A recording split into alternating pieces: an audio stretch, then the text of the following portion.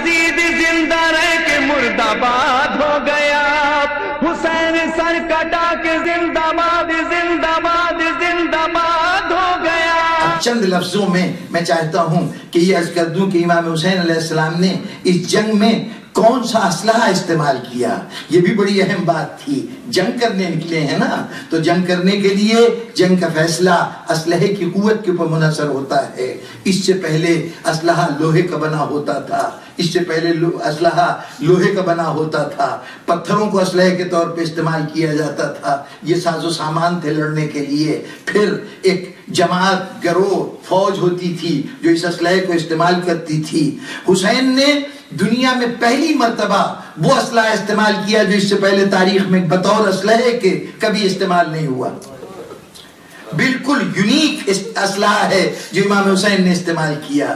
Unique جنگ تھی، منفرد جنگ تھی، اس لیے اس کے اندر جو ذرائع استعمال کیے گئے جنگ لڑنے کے وہ بھی منفرد تھے۔ اس سے پہلے کی جنگیں جو بھی کامیاب ہوتا تھا جنگوں میں وہ کن ذرائع سے ہوتا تھا؟ کبھی اپنی تعداد کے بلبوتے پہ جیتتا تھا، کبھی وہ اسلحے کی مقدار کے بلبوتے پہ جیتتا تھا، کبھی اس بات سے جیتتا تھا کہ اس کو سامان رسد پہنچ رہا ہے اور دوسرے فریق کے پاس غذا کا سامان نہیں ہے، یا اور جو سروائیول کے لیے چیزیں چاہیے وہ موجود نہیں ہیں۔ یہ سب وہ عوامل تھے کہ جس سے کامیابی حاصل ہوتی تھی۔ اقتدار ان کے سامنے کامیاب ہو جاتا تھا جو محکوم ہوتے تھے، فوج ان کے سامنے کامیاب ہو جاتی تھی جن کی تعداد نہیں ہوتی تھی، اسلحہ اس کے سامنے کامیاب ہو جاتا تھا جو نہتہ ہوتا تھا۔ اور پھر ہم نے کامیابی کے بہت سی علامتیں رکھی تھیں۔ ہم کہتے تھے اگر دشمن کا سر کاٹ دیا ہے تو سر کاٹنے والا کامیاب ہو گیا، سر کٹوانے والا ہار گیا۔ ہم کہتے تھے کہ اگر دشمن کو گرفتار کر لیا ہے تو گرفتار کرنے والا کامیاب ہو گیا، گرفتار ہونے والا ناکام ہو گیا۔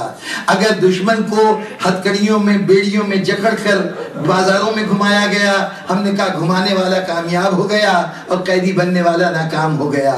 ہم نے عزت اور ذلت کی علامتیں مقرر کر دی تھیں کہ اگر گردنیں کاٹ رہا ہے تو یہ بڑے فخر کی بات ہے، گردنیں کٹ رہی ہیں تو یہ کمزوری کی علامت ہے، اگر کوئی قید کر رہا ہے تو بڑا طاقتور ہے، اور جو قید ہو رہا ہے وہ مجبور و بے بس ہے۔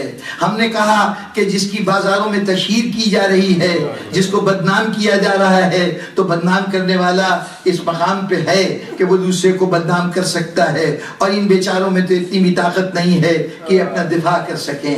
چنانچہ ہمارے نزدیک چمکتی ہوئی تلوار فخر کی بات تھی، گرفتار کرنے کی ہتھکڑیاں اور بیڑیاں فخر کی بات تھیں، جو لے کے آئے جو پہنے ان کے لیے شرم کی بات تھی، ندامت کی بات تھی۔ چنانچہ ہم نے اپنی تمام فتوحات کا ان ذریعوں میں سے کسی ایک ذریعے سے، ان اسلحوں میں سے کسی اسلحے پہ بنیاد رکھی۔ حسین نے کہا میں دنیا میں ایک منفرد لڑائی لڑنے جا رہا ہوں، ایسی منفرد لڑائی کہ تم آج تک کہتے ہو یہ ہو تو کامیابی، وہ ہو تو کامیابی، فہرست تھی چیزوں کی کہ ان میں سے یہ چیزیں ہوں تو کامیابی ہوگی۔ حسین نے کہا اچھا تمہاری فہرست میں جتنی چیزیں ہیں وہ سب لے آؤ، وہ تم لے آؤ اور یزید کو دے دو، اور میرے پاس اس فہرست میں سے کچھ نہ ہو۔ ادھر کثرت ہو تو میرے پاس کثرت نہیں ہوگی، ادھر اسلحہ ہو، تلواریں نیزے بھالے ہو، میرے پاس یہ اسلحہ نہیں ہوگا، ادھر سامان رسد ہو تو یہاں بھوک پیاس ہوگی۔ ہر وہ چیز جو یزید کے پاس ہے، جو فتح کی علامت ہے، وہ یزید لے کے آیا ہے، اور حسین اس کے مقابلے میں کیا لے کے آیا ہے؟ میں کہتا ہوں کربلا کی لڑائی تلواروں کی تلواروں سے لڑائی نہیں تھی، افراد کی افراد سے لڑائی نہیں تھی، اسلحے کی اسلحے سے لڑائی نہیں تھی، بلکہ ہونے کی لڑائی نہ ہونے سے تھی۔ ایک کے پاس صرف ہے اور ایک کے پاس کچھ نہیں ہے۔ حسین نے کہا آؤ دیکھو، تم نے ایک اسلحے کو آج تک نہیں دیکھا، تم تشدد کے ان مظاہروں کو، اس کے اندر جو چیزیں کام آتی ہیں ان کو اسلحہ سمجھتے تھے، آؤ تمہیں بتاؤں ایک اسلحہ ہے جس کا نام مظلومیت ہے۔ وہ مظلومیت جس کو تم کمزوری سمجھتے ہو، جس کو ناطاقتی سمجھتے ہو، آؤ میں کربلا کو کمزوری کی بنیاد، اس مظلومیت کی بنیاد پہ جیت کے دکھاؤں گا۔ حسین نے ہونے کے تمام ذرائع کو نہ ہونے سے ٹکرا دیا، اور دنیا نے دیکھا کہ جہاں تھا وہاں کچھ نہیں رہا، اور جہاں کچھ نہیں تھا وہی آج سب کچھ ہے۔ یہ ایک عجیب و غریب واقعہ ہے جو کربلا کے اندر رونما ہوا. اب اپنی جگہ پر تفصیلی گفتگو ہے سامعین محترم. یہ عجیب بات ہے کہ انسانیت نے ہمیشہ ان لوگوں کو عزت و احترام کا مرکز قرار دیا جو اس ہونے والی فہرست میں تھے.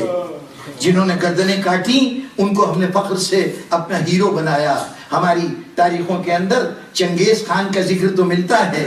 چنگیز خان جو گردن کاٹ کاٹ کے ان کا مینار بنایا کرتا تھا فتح کے لیے, ان میناروں کی بننے والی اینٹوں میں سے کسی کا نام بھی موجود نہیں ہے.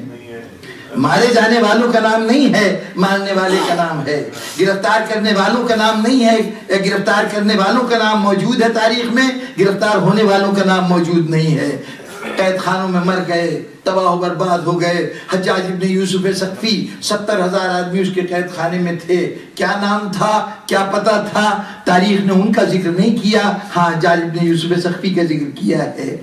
ایسی صورت میں امام حسین نے کہا اچھا جو کچھ تمہارے نزدیک کسی کی کامیابی کی بنیاد ہوتا ہے اس میں سے ایک چیز بھی مجھے نہیں چاہیے. صرف یہ کہ مجھے نہیں چاہیے بلکہ وہ سب چیزیں اپنی انتہائی شکل میں یزید کو دے دو. ہر وہ چیز جو فتح کی بنیاد بنتی ہے وہ سب یزید کو دے دو, اور ہر وہ چیز جو شکست کا سامان ہوتی ہے وہ میرے حوالے کر دو. اب صرف جنگ ہو رہی ہے. کیا کہوں, ایسا لگتا ہے کہ اللہ نے ایک مرتبہ اعلان کیا تھا جاؤ الحق کو ذاق الباطل ان الباطل کان زہوقا. حق ظاہر ہوتا ہے تو باطل مٹ جاتا ہے, اس لیے کہ باطل تو ہے ہی مٹنے کے لیے. اس سے پہلے بدر بھی حق و باطل کی جنگ تھی, احد بھی حق و باطل کی جنگ تھی, خندق و خیبر بھی حق و باطل کی جنگ تھی, لیکن فوجیں فوجوں سے ٹکرائی تھیں. تعداد کم صحیح 313 101,000 سے ٹکرائے تھے, لیکن کم از کم یہ 313 ہوں گے, ان کے پاس زیادہ اسلحہ بھی نہیں تھا. اس کے باوجود کہا جائے گا کہ جناب قوت ایمانی نے تھوڑی سی تعداد کو بڑی تعداد پہ فتح دے دی. اس حد تک تو ہم مانیں گے, لیکن حق خالی حق ہو اور اس کے مقابلے میں باطل اپنی تمام قوتوں کے ساتھ حملہ آور ہو, ایسا کوئی مارکہ نہیں ہوا تھا.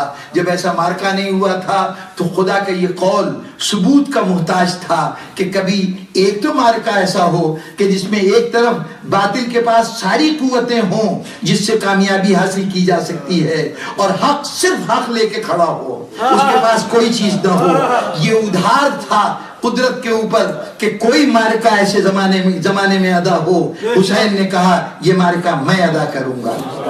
یہ کربلا اللہ کے اس قول کی صداقت کے لیے دلیل بنا کہ آؤ دیکھو یہاں کچھ نہیں ہے.